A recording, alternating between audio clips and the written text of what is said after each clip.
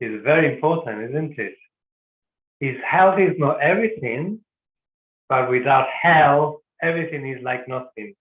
If we lose our health, usually everything else in our life is affected. And most of us will be willing to do almost anything in order to regain that health. So health is very significant. Health is a treasure. Health is also, okay, just a minute, I'm having some problem with my slide. Health is a trust. It is a gift from God. God has given us a measure of faith, and also God has given us a measure of health. God has given us a body, which is a temple of the Holy Spirit, and He has given us health principles on how we can look after this temple. Yeah, so we have a responsibility. Health is a treasure, very precious, and it's a trust. It's part of being good stewards of the gift that God has given us. Health is by choice. It's not by chance. Yes, there are factors that are outside of our control. We cannot control the inheritance from our parents or some aspects of our environment, but largely 80–90% of what constitutes good health is to do with our choices, our lifestyle, how we eat, how much we drink, what we eat, how much we rest, how much we stress, how much we move or don't move. All those things are within our choice, within our control. So largely health is a product of healthy choices. And together with choices, we also have the concept of a trade-off. A trade-off is where you need to make a choice between two options, and then in order to have one, you might need to give up the other option. And we are always making trade-offs when it comes to our health. And unfortunately, sometimes we don't make good trade-offs.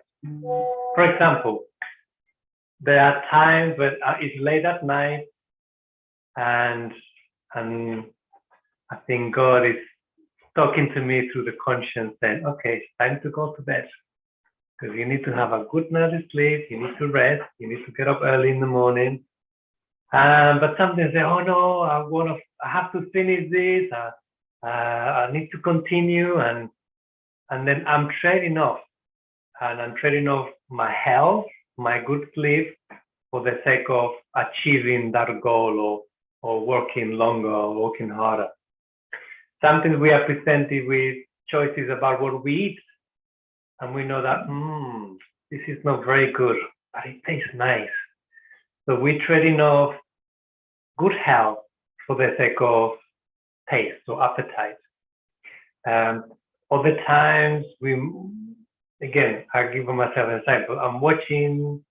I'm sitting on the computer, and that voice says, okay, it's time to get up, move, do some exercise. But then that resistance, oh no, I have to keep doing more. I have to finish this deadline or whatever. So I'm trading off good health for the sake of achieving other goals. Yeah.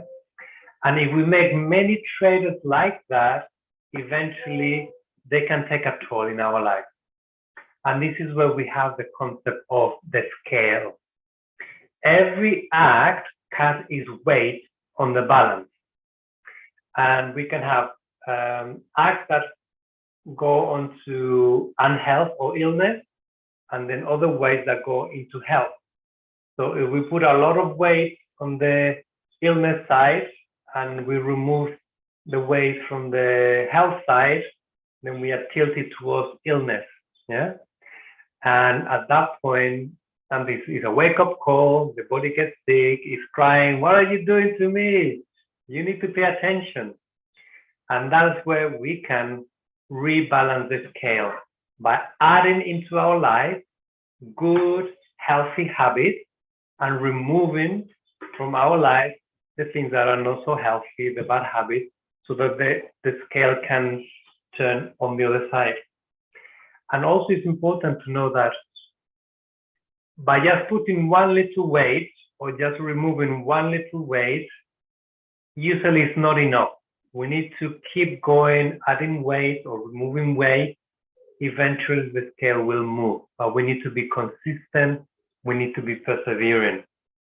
And also understand that when we put weight on the side of illness or unhealth, when we make those trade-offs that are not good trade-offs, we're giving up health for the sake of achieving other goals or appetite or whatever, then we need to know that every little choice has its weight, and there's a cumulative effect that can tip the balance into illness or disease. Okay.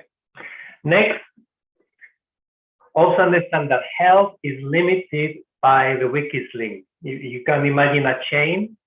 The chain is only as strong as that weak link. In agriculture, there is something that is called the minimum factor. So, for example, you have water, you have sunlight, you have nitrogen, you have calcium, you have different components, organic components in the soil. Okay, so it doesn't matter how much good water and sunlight you've got. If you're low in nitrogen, you can put as much water as you want, as much calcium as you want, as much sunlight as you want.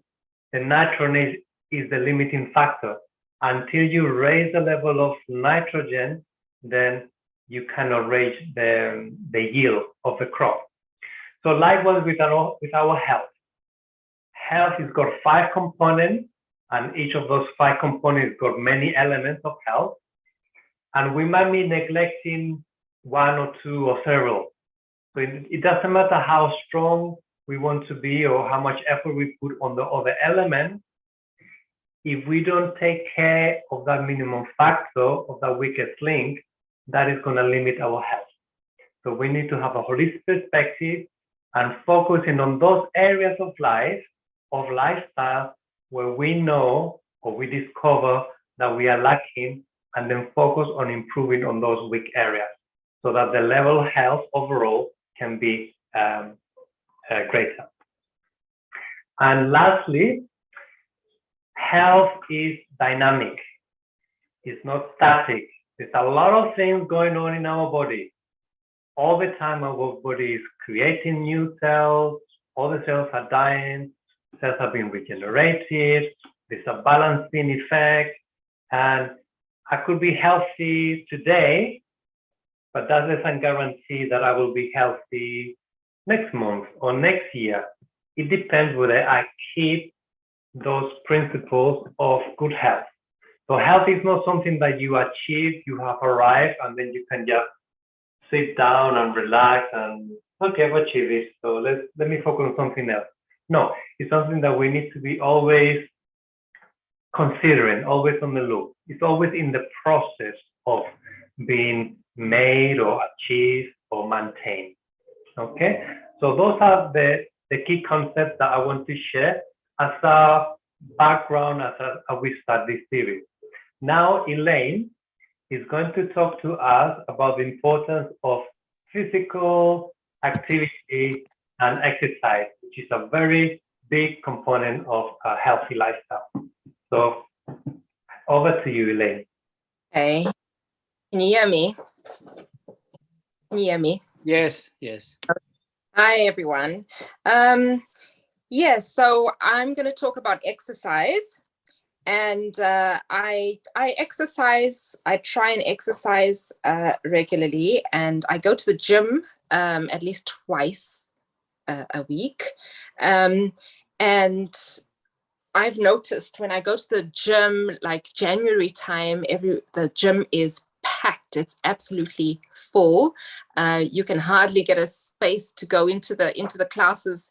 And, you know, by say February, end of February, it's kind of back down to normal. So I think people just like in the beginning of the year, they're like, that's my New Year's resolution and I want to lose all that weight that that I've eaten, that I've gained over Christmas and all this this kind of thing. But having your why is very important for exercise and to make it a part of your lifestyle.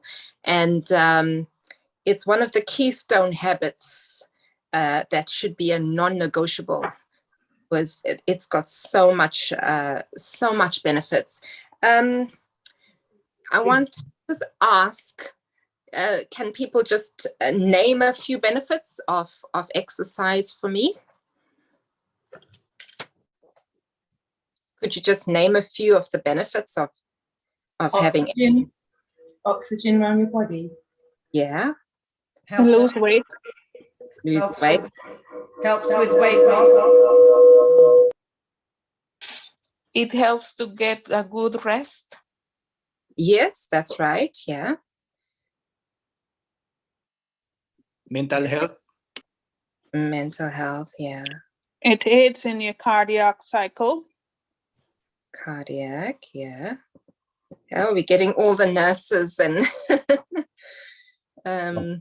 yeah. Improves blood circulation. Blood circulation. That's true. Endorphins. It helps to Orphans. regulate all body functions.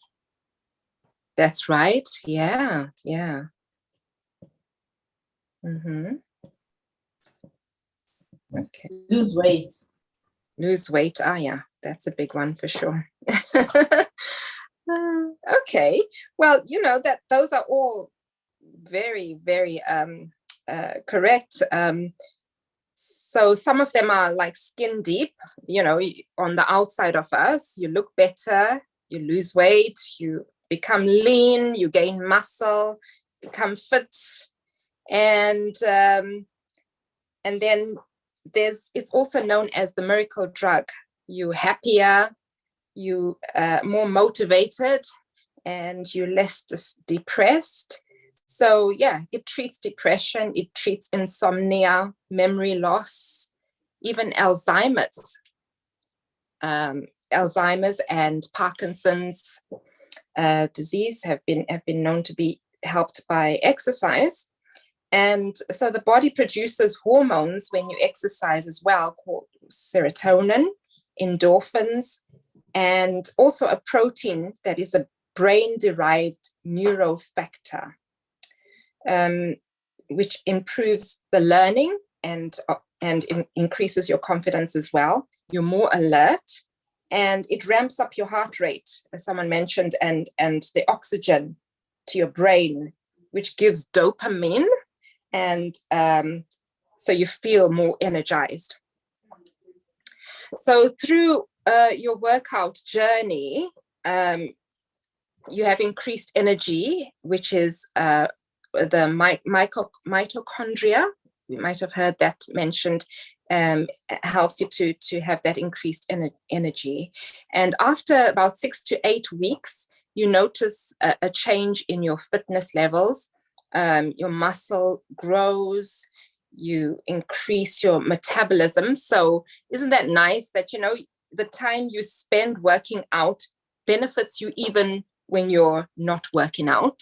So, you know, while you're, you know, if you, like, say you have a session in the morning, you do something energetic in the morning, and then the rest of the day, your metabolism is ramped up because of that, and you're actually gaining more benefits because you exercised.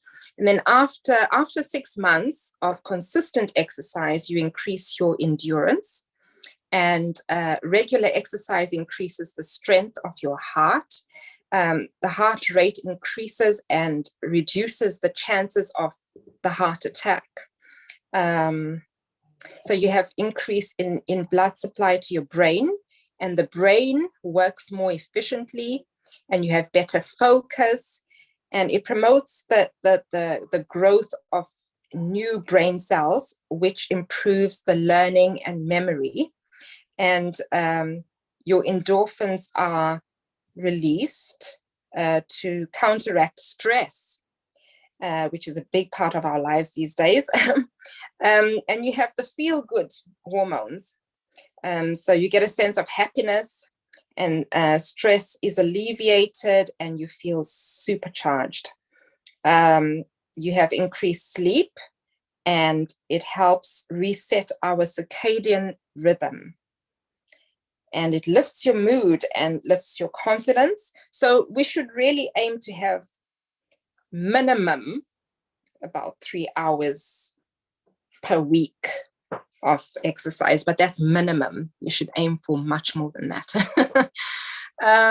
So yes, I mean, my story, my why is I went to the doctor because I was feeling so overwhelmed with life at one stage. I was working in London, I was studying as well, and just really struggling to cope. And I was feeling so highly pressured. So I went to the doctor, and my doctor was an old man, and I hardly went to him, but whenever I did, it was like going to my grandfather. He was really, really nice, Dr. Goropathy, and he was just listening to me as I was saying, I'm feeling so stressed out and I just can't cope. And then he said to me, I want to get you to learn to cope. And I thought he was gonna prescribe something, but then he says, of course you can't cope, but you have to learn to mentally just try and go through life without feeling this way. And then he said, Elaine, you are a single mother. That's a full-time job. You work a full-time job. That's a full-time job. And you are studying. That's a full-time job. So of course you can't cope. There's one of you which is doing 3 persons' jobs. So I'm going to prescribe you exercise. And he gave me 3 months free at the local gym, which had just been built. And I was like, oh, wow. Everyone was scrambling to go to that gym. And I started off free at that gym. And it was really, really good. I mean, I went almost every day to the gym. And I was feeling on top of the world, really. I learned to just, not get so overwhelmed and whatever. But then, life happens, and I got struck again with not going to the gym. And I think after 3 months expired, I didn't kind of carry on my membership.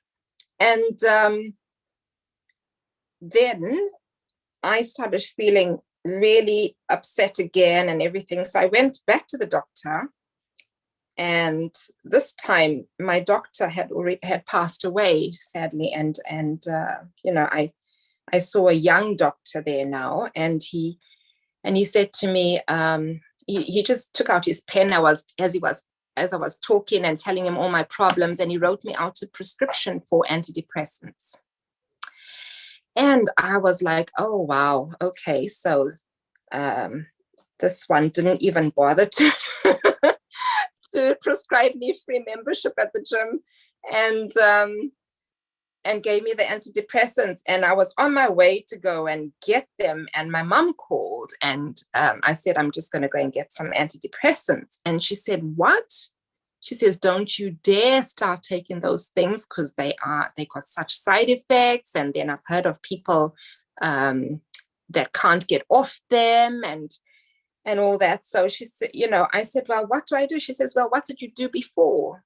Go back to what you were doing. So I said, okay, well, I went to go and pay for my membership, and and I started going, and I've never looked back again, because it's been such a, that has been my keystone habit for sure. And that is my why. It's my happy pill. It's my antidepressant. It's, it's more, I don't go for the outward things, though that's an added bonus, but I go mostly for, to be happier and to be able to feel like I can cope with life. And that's part of the benefits as well. Okay. Thank you very much, Elaine, for sharing your story. So you did get your antidepressants. That's right. Yeah. was Yeah. very good for that. Thank you. Now, Kevin, you've got some ideas to help us to use that prescription, which can be for free actually. Not like the gym is for free, but physical activity. And that's something that we can all do for free. So tell us, Kevin, what do you have for us? Right. Good evening, everyone. I'll quickly share my screen. Right. So you may have seen a link that I sent out for a health challenge. So what we are planning to do is just to encourage everyone to be a lot more active during these health challenges. So there is an app called Samsung Health. It comes pre-installed in those who've got Samsung phones. You can download it if you've got an Android phone, and you can also download it if you've got a OS Apple device, right? So this is what it looks like. The black screen is what it looks like on the Android phones, and then the white side is what it would look like on the Apple phone. So we've got a target as part of increasing activity. We've created a Warrington and Knowsley Health Challenge, and it's currently got a personal target for everyone of 100,000 steps. Right now, the way it works by recording on your phone. So when you go out on a walk, just take your phone. If you've got the app and you've activated it and given it permission, it just keeps recording your activity. So what we are hoping to do is on a week basis, we will try and create a little log. So on the black screen, you can see that I've done way more than pasta and uche since we started it yesterday. For those on the Android and Samsung phones, it will just record and create that log automatically. Unfortunately, with the OS, it doesn't work in the same manner. So what we will do is, if you are fine with it and you'd like to share, we would like to create this kind of just a challenge, not necessarily on an individual basis, but we'll be doing it for the whole group. So we'll, as from next week, we'll create an average of how many steps we've all done as a group, and then see if at the end of our presentation, we would have increased our activity. So that's going to be part of one of our success criteria for this program, to encourage more activity. And if we can do it as a community, I think it could motivate all of us to be active. So it's running as from today, and we will just keep track of it. If anyone has any issues or on trying to install it, if you just give me a shout and I can help you through it. But thank you, Ishmael. Amen. Amen. Thank you very much, Kevin. I'm looking forward to that challenge. Thank you very much.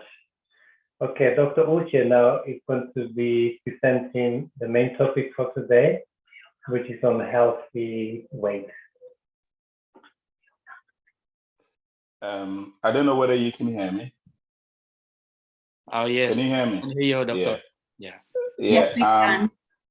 Yeah, thanks. I am going to try and share. I'm going to try and share my screen, but I suspect, Kevin, do you mind sharing the?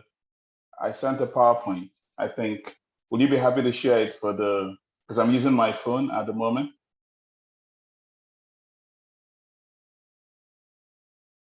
Okay, let's keep it. We get the technology ready. I remind what I was saying at the beginning.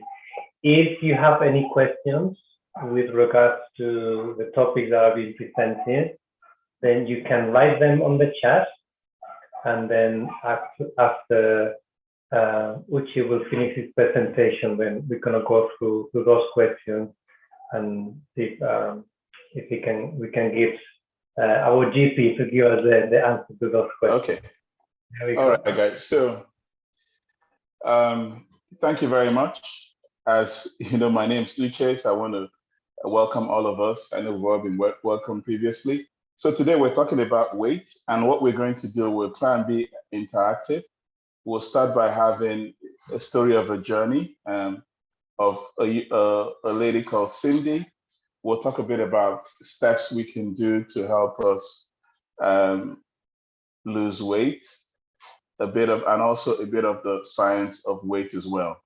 Now, before we go on, I don't know whether we saw the link on WhatsApp. I sent everyone, I said, we should try and get a sheet of paper, a pen, a tape measure, and also a knowledge of your weight, or have a scale handy to measure it, a knowledge of your height. Also, there were some online calculators that were sent out to the WhatsApp group. So at some point of the presentation, I'll ask you to do some calculation. Now, you don't have to share it. It's strictly for your own consumption. If you want to share, that's wonderful as well. So gives us an idea about, or gives you an idea where you are in your journey. So before we start, I'm going to ask a question. Again, I want you to think about it. And we're going to answer it later at the end of the session. Why do you want to lose weight? That's question number one. I want you to write it down. Again, we can all share it towards the end of the program. The other question is, what is the single most important factor that you feel the most important thing for you to lose weight? You write that down as well. So let's take a look at Cindy's story. So this lady, Cindy Stephan, when her journey starts, she was 200 pounds and she weighed 5'3". Anyone have an idea what 200 pounds is in metric money?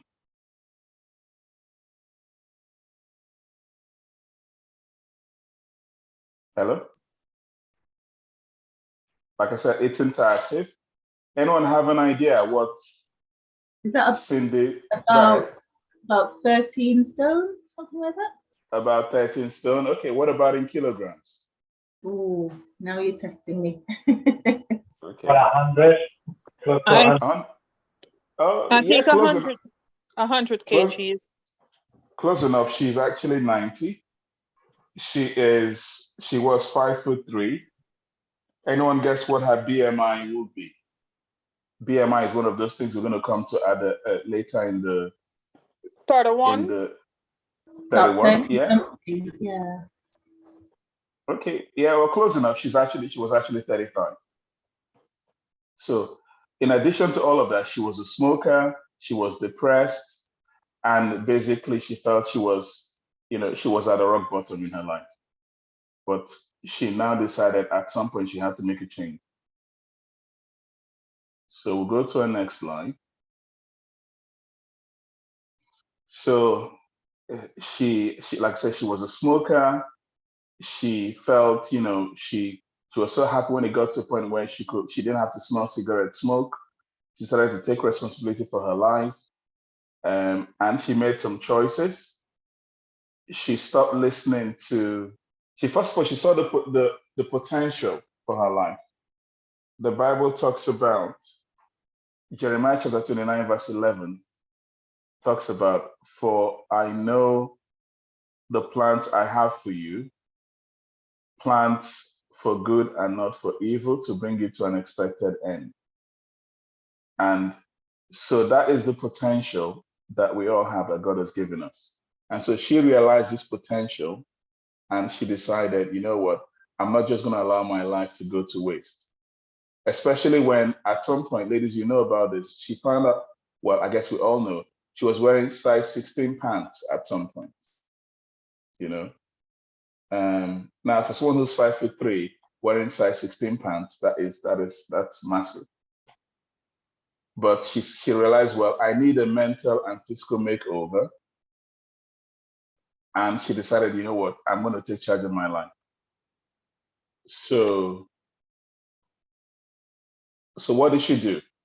She first of all saw her potential, as we talked about earlier. She chose to believe that she could change. And how do you do that? How do you believe you can change? Any comments? Has anyone ever changed from something that they weren't doing before? Well, she just refused to listen to all the negative messages. You know, we all have these negative messages that we tell ourselves. I can't do this, I can't do this, I can't do that. But she just said, you know what, I am not going to listen anymore. And so she chose not to listen to any of the negative thoughts. Yeah. And she chose to believe in God. She looked for support. So I think she was married as well. Her husband, called Brian, gave her a lot of support. She joined a jogging club with other positive-minded people, and her husband also lost about 45 pounds. So putting her trust in God helped her maintain her decision that she wanted to do.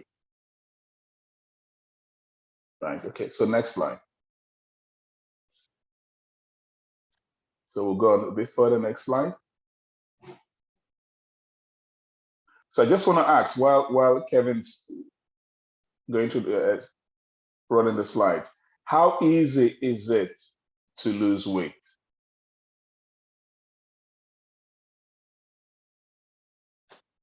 How easy? Has anyone tried to lose weight before? How easy is it? It's not very easy. Yes. So often it's something we need support. You need people around you who are going to be positive influences. Like she had that, and that's sort of what we're doing here today. She joined a walking, jogging club with other positive-minded people. Her husband, you know, was a support. He helped her lose weight. He lost 45 pounds. And also, even with all that support that she had, she also made a decision to eat healthy, high fiber fruits, vegetables, whole grains, and beans, and she stopped buying impulse comfort foods as well.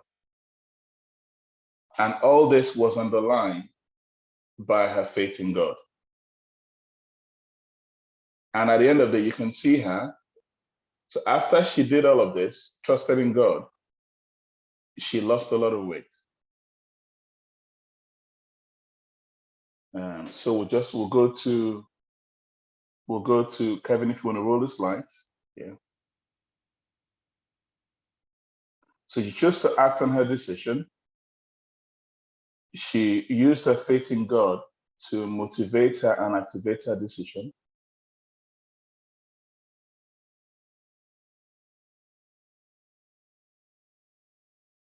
She accepted the support she needed. She chose to act on her decision on a daily basis. So that is, she changed her diet, she changed her lifestyle, she exercised, she made sure she ate healthily, and yeah, we get to a point where she now, I mean, you can see Cindy there. Can you compare her to how she was before? She's lost a lot of weight.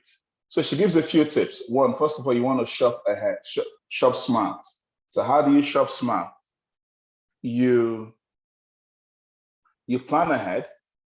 You plan ahead to buy healthy foods. So keep your your kitchen stocked with things like pears, like apples, like plums, like bananas, like grapes, nuts, and vegetables.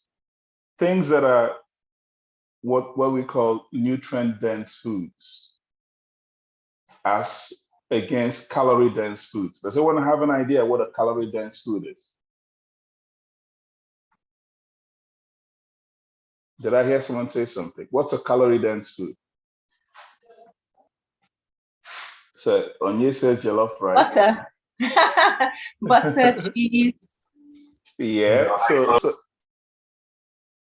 So let's say, for instance, let's say you have a chocolate bar, for instance. One bar of chocolate is 245 calories, right? Whereas that would be the same amount if you ate 3.2 pounds of lettuce, right? So you can imagine. So also, you avoid things like you avoid frying stuff. You want to bake and grill them. You basically try to eat a lot of high fiber foods, vegetables, unprocessed foods. So that's the kind of food she was eating. Like she says you avoid bottles, bags, and bags. So anything that's in a bottle, anything that comes in a bag that's readily made from the supermarket, yeah, or anything, so basically you want to avoid processed foods, really, that's it. So this is an example of calorie dense versus calorie nutrient or nutrient dense foods or calorie dense foods. So that's a bit about Cindy. So we've talked about Cindy's journey, but what about us? So there are a few tips. Yeah, we want to shift from calorie dense foods to calorie dense foods. Basically, you want to eat more unprocessed foods. We are going to look to God for our motivation. And we're going to do this journey together. So these are some of the benefits of having a healthy weight.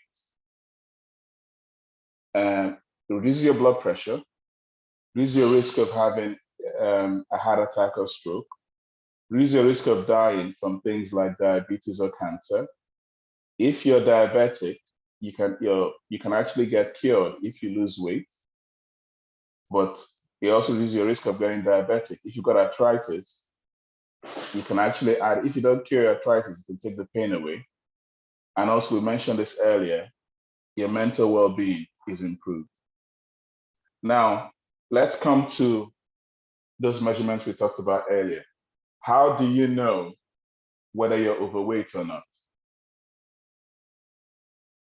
So this is a common thing we use. It's called the body mass index. So basically, it's a measure of how much weight you have for your height. And there's a calculator there. So I don't know have we all got access to the calculator? So what I want us to do just very quickly, do you just want to try and get what your BMI is?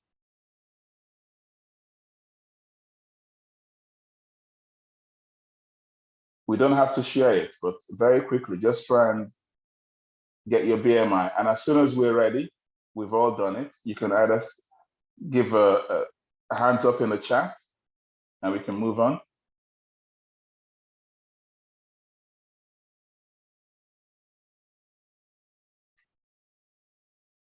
Any luck with that? Are we all fine? Okay. Anyone want to share?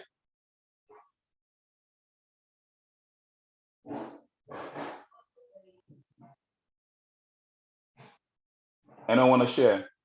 No. Okay, well, let's move on. So the BMI doesn't actually measure how much fat you have, but it just measures how much excess weight you have. But the most important thing really is how much body fat you're carrying. So it's a bit limited. The next slide, Kevin.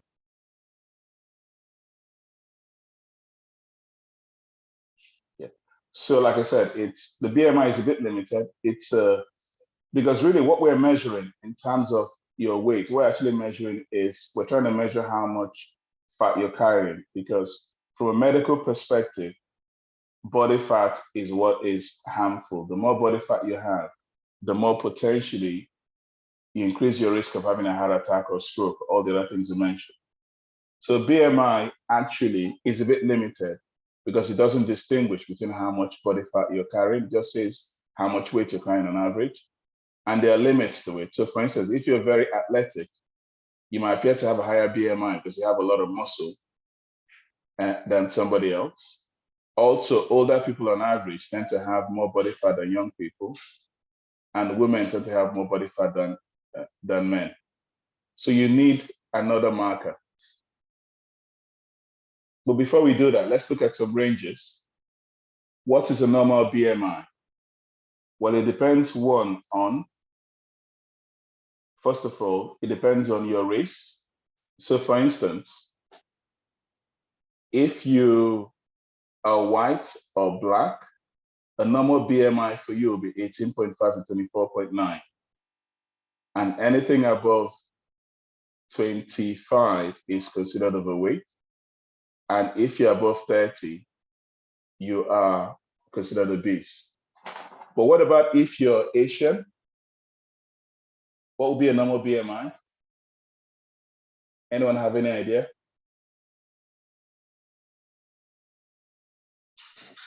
Can you repeat that for me, please? I said, what about if you're from an Asian background? What would be a normal BMI for you? Is it lower? Yeah. Between 26 to 29. No, well, if you're from an Asian background, the normal is still the same. So that's 18.5 to 24.9. But you are, sorry, 18.5 to 22.9, sorry. You are literally overweight if your BMI is above 23. And we're thinking about people who are from Asian background, especially maybe from Bangladesh and from, you know, South Asia. And the reason is because people who are from those areas tend to have higher amounts of abdominal fat, and therefore they have a higher cardiovascular risk. So because of that, what would be a normal BMI for somebody who's either Caucasian or Black, for instance, will be very high in them. So if you are from Asia, from South Asia, a BMI above 23 is abnormal. Yeah, but so we'll go to the next, like I said earlier, the thing about a BMI, it doesn't actually tell you how much fat the person is carrying.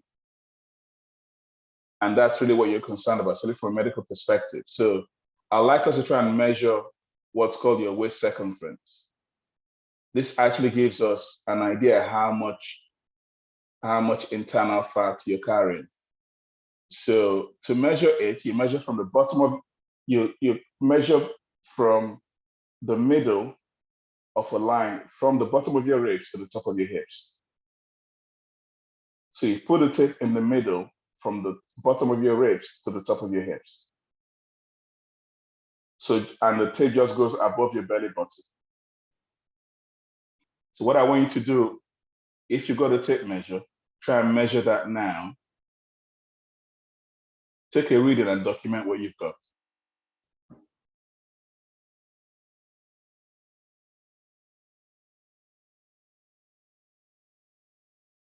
Okay, so have you all done that? Okay, so let's take a look at the ranges. Remember that the important thing about all these measurements, we're looking at what's the person's risk based on how much internal fat they're carrying. So the waist circumference actually gives us an idea about how much risk you have based on the size of your waist. So, and it depends on whether you're male, you're female. It also depends on what part of the world you're coming from. So people who are at highest risk are those who have a BMI above 102. However, again, if you're from an Asian background, right, your risk, the BMI, sorry, the waist circumference at which your risk increases is lower. So have you got any comments about the waist circumference? What do we think?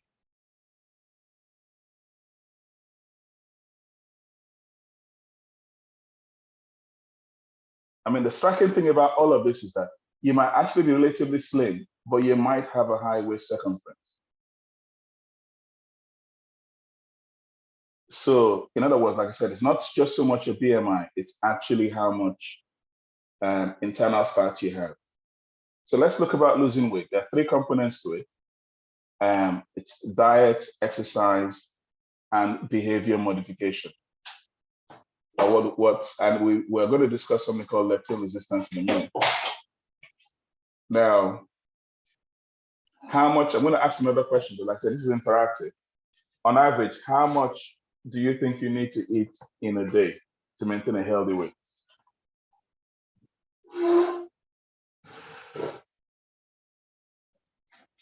Like I said, it's interactive. Anybody?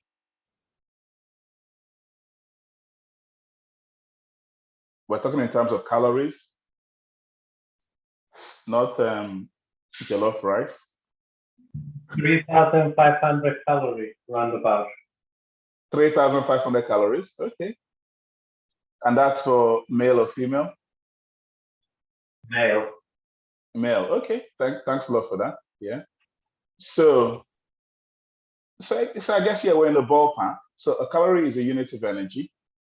And for the average person, it varies. So like Ishmael said, for men, maybe up to 2,500 calories, between 2,200 to 3,200 calories. For women, about 1,600 calories to 2,400 calories per day. You have different factors that affect it. So your sex, your height, your weight, your age, and your activity level all affect it. So again, we're going to calculate, there's a calculator that's available on the WhatsApp group. I don't know who saw it. So I'd like us to try and use that to see how much you actually need to, how much you will need to eat on a daily basis to lose weight.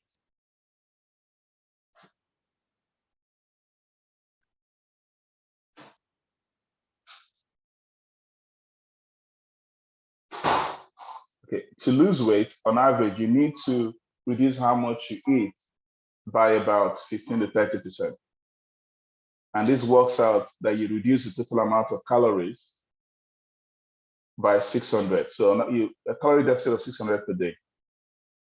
Now, if you use the calorie calculator that's on the WhatsApp group, it will give you an idea how much you actually need to eat on a daily basis to lose weight. And that's individualized for your height, your age, your sex. Any comments? Have you been able to access those calculators? Any comments about it?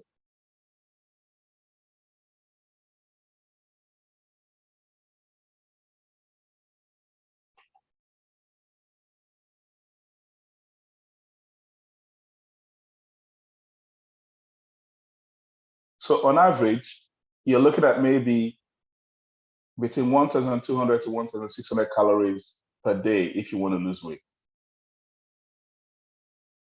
So the next thing is we go to how much do you need to exercise?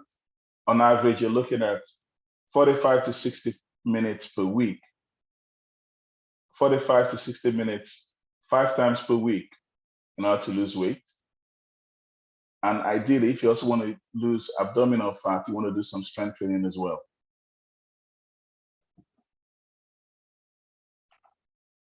Okay. So I'm going to now come back to the question I asked earlier. I asked two questions. I'm going to go to the second one. What do you think is the most important factor in losing weight?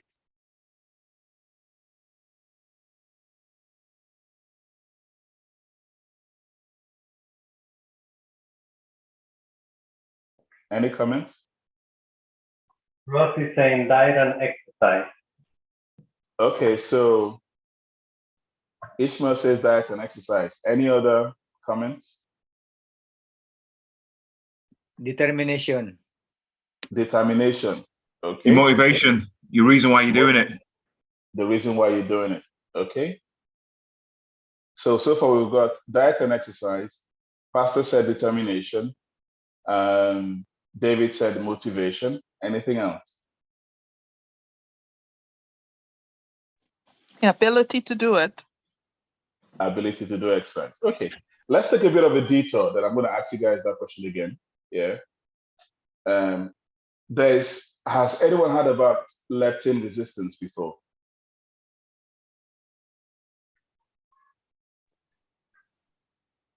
Can you please repeat that again? Has anyone heard about leptin resistance? You know what it is? Sorry? I'm not sure I did. Okay, all right. So what leptin is, it's a hormone that tells your body that you're full. It's produced by fat cells. So what happens after you eat, excess food gets stored as fat. Those fat cells produce leptin. Leptin is a hormone. It goes in your blood to your brain and tells your brain you've had enough and you stop eating. Your brain tells you to stop eating, basically. Yeah. Now, if you exercise, your fat cells shrink, the amount of leptin you produce is reduced, and you want to eat a bit more, and then the cycle continues. But what happens when we put on weight? Your body is flooded with leptin. But what you will have thought is that will mean that you stop eating, but that's not what happens. Your body becomes resistant to the leptin, the excess leptin in the body, and basically ignores it, and it keeps on telling you to eat. And so you make more fat cells, and you produce more leptin, and your body keeps telling you to eat. And that is why people end up putting a lot of weight. That is why most diets fail, and why most people, after they lose weight, if they go back to start eating, if they go off the diet, immediately they put weight back on. And why do we think that we accumulate all this fat in the first place? It's not a trick question. Okay. It's because our diet has changed. So because of all this stuff about eating processed foods and all of that, we have a diet that produces excess insulin. The excess insulin produces a lot more fat. The fat leads to more leptin, which knocks the brain off. And so you have a vicious cycle, which is why you have people who are overweight, but they keep eating. So what's the significance of that? The significance of it is, one, it's not just about willpower, and it's not just about what you eat, but also about when you eat it. So it's not just about how much you eat or what you eat, but it's also about when you eat it. Because if you eat at a certain, for instance, if you eat a lot at night, basically you stop your brain from functioning properly, and it means that your hunger will increase. So let's go back to how you modify your behavior. So a lot about what we talked about earlier, you need to exercise regularly, you need to sleep. And why is that important? Because stress makes us eat more. Also, time-based fasting. Does anybody know what time-based fasting is?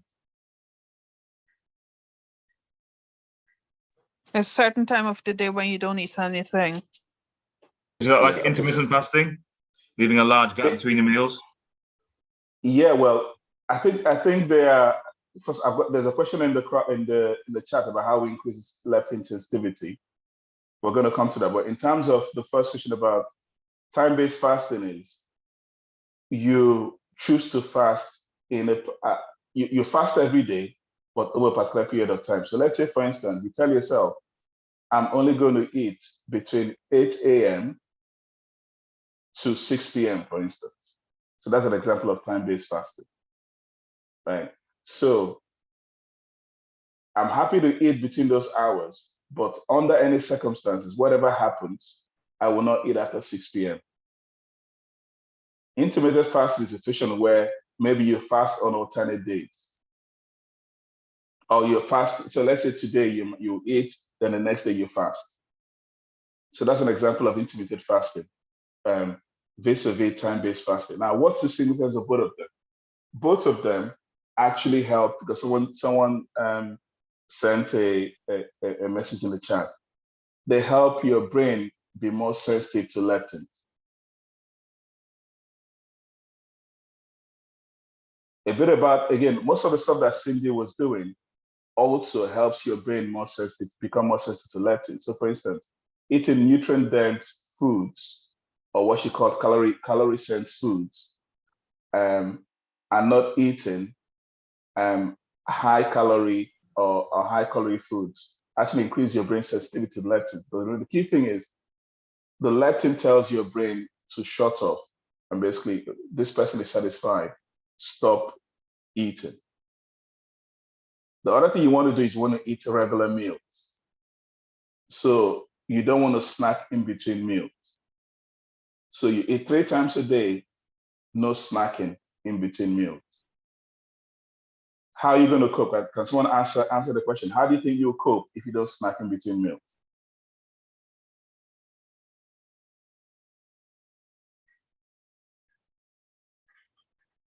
Or do we have to snack in between meals? No, we don't. You drink water. Yeah, you drink water. And important, like I think there's a favorite comment. Someone said, your body knows you need to snack. That's why it builds up fat. So you have your meal, your body burns up whatever it needs, and then it stores the remainder as fat. So when you need energy, when you need a snack, basically, your body releases the fat as a snack. So you don't need to snack. That's not necessary, you know? And again, you don't eat processed foods, because processed foods reduce your leptin sensitivity. If you want to eat, let's say you're eating breakfast, for instance, you want to eat protein with your breakfast, because protein boosts your leptin sensitivity, and also it also improves your metabolic rate as well. So a lot of the stuff that we're talking about is actually common sense, I guess, in the sense that it's what you normally do to lose weight, but I think we found a scientific basis for it. So basically, leptin is what drives this desire that you always want to go and eat. And that's why if your leptin levels are high, if your brain is not sensitive to leptin, you find that you always want to eat. And that's where a lot of diets fail. So the person it's almost like they haven't got any willpower. They keep on feeling like eating all the time. The diet keeps failing after, each diet, they go on a diet, they go on a keto diet, they go on whatever diet, that they're successful maybe about 2 weeks or whatever it is. But they still come back, they still pile on weight back.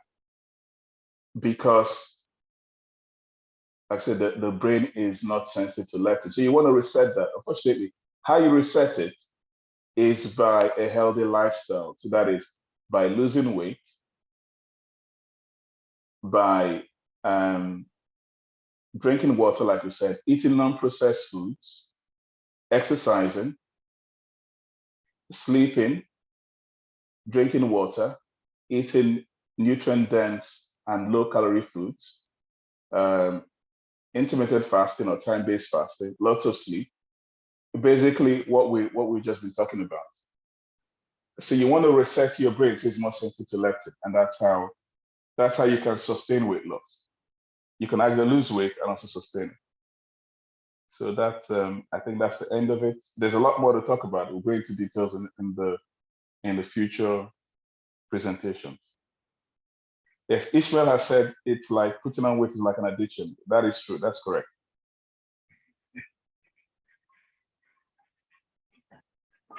Okay, thank you very much, Uchi. I'm joined here by Amen. Amen. Amen. Yeah, very informative presentation. Nigel wants to. It's not a question, it's a testimony, isn't it? Nigel has a lot of acquaintances from the Asian background, and so he's going to tell us some of his experience, what he has seen, and is connected with the why losing weight. Okay, so go ahead, Nigel.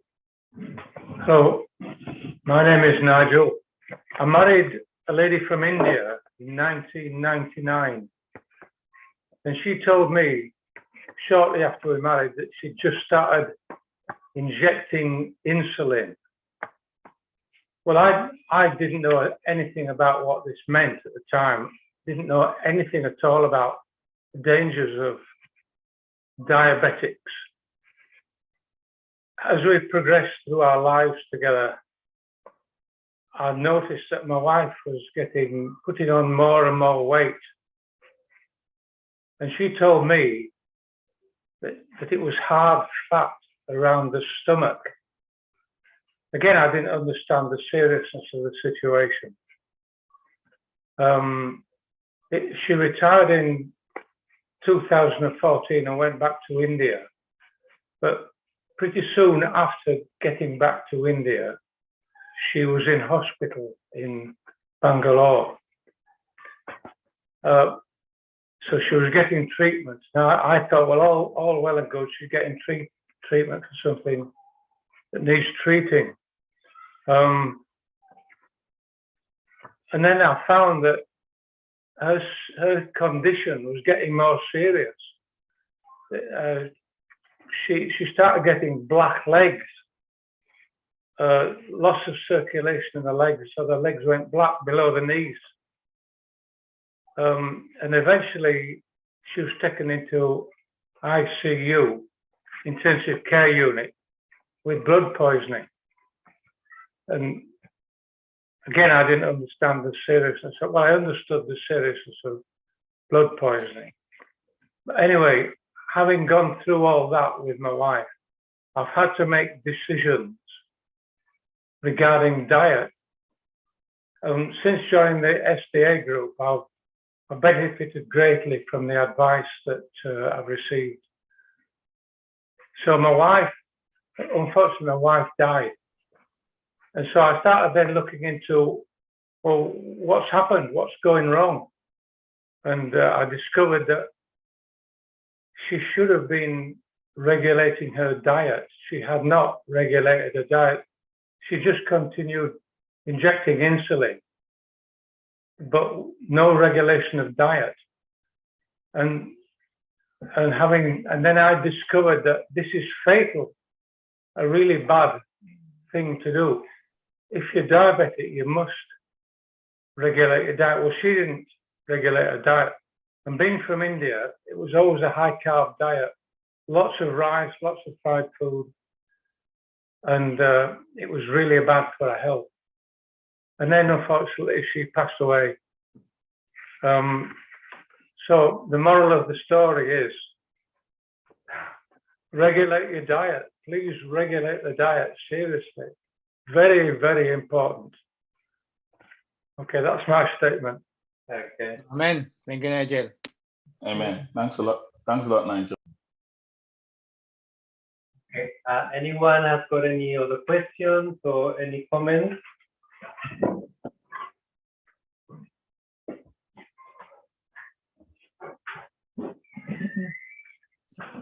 Very nice, the presentation tonight, very nice. And I also got a record here. Yeah, my BMI is 24 and 3.5 ranges. So very nice information drive for all of us. And the diet that we need, perseverance, keep going. Thank you, Dr. Ochi, and everyone. Thanks a lot, Pastor. Yeah.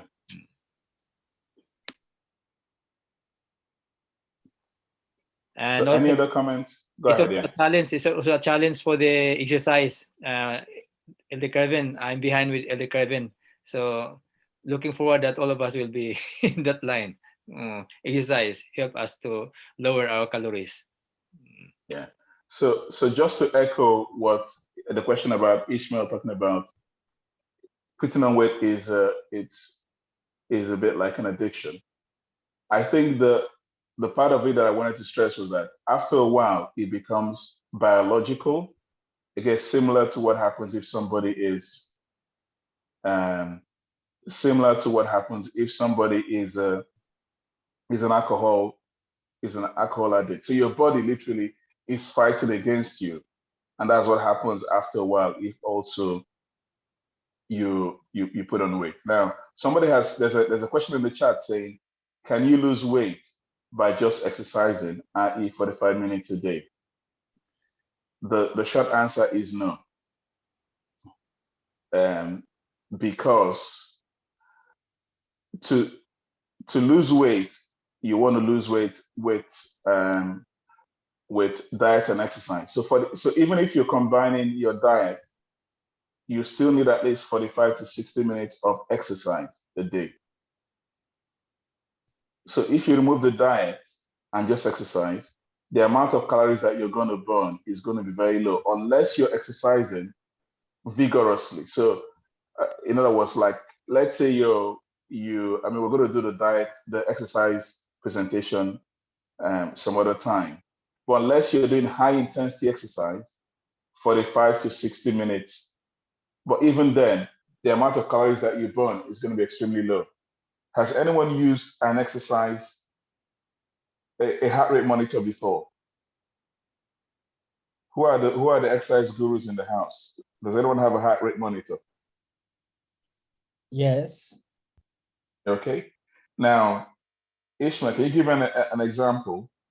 When you use a heart rate monitor, on average, what are the readings in terms of calories burned that you get?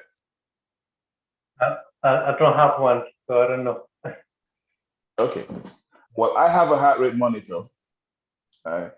And let's say at times after I go to the gym and I run very, very hard or use the exercise, it might tell me you've burnt about 300 calories after 30 minutes. And that means my heart rate went up to about close to 80% of my maximum heart rate, which is very, very intense. So, okay, so Onye has come back to, she said she can do 305 calories on a 40-minute exercise. Now, if you look at it, ideally you want to create a calorie deficit of at least 600 calories per day. So if you exercise, let's say vigorously, and you burn about 300 calories, right? You still will not have achieved enough of a calorie deficit.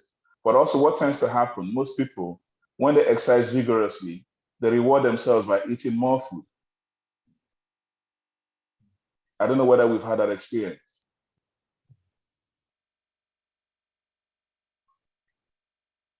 Any comments? One thing I've noticed is with exercise, you feel more hungry. And I also have noticed sometimes feeling hungry, then I do exercise, I don't feel hungry.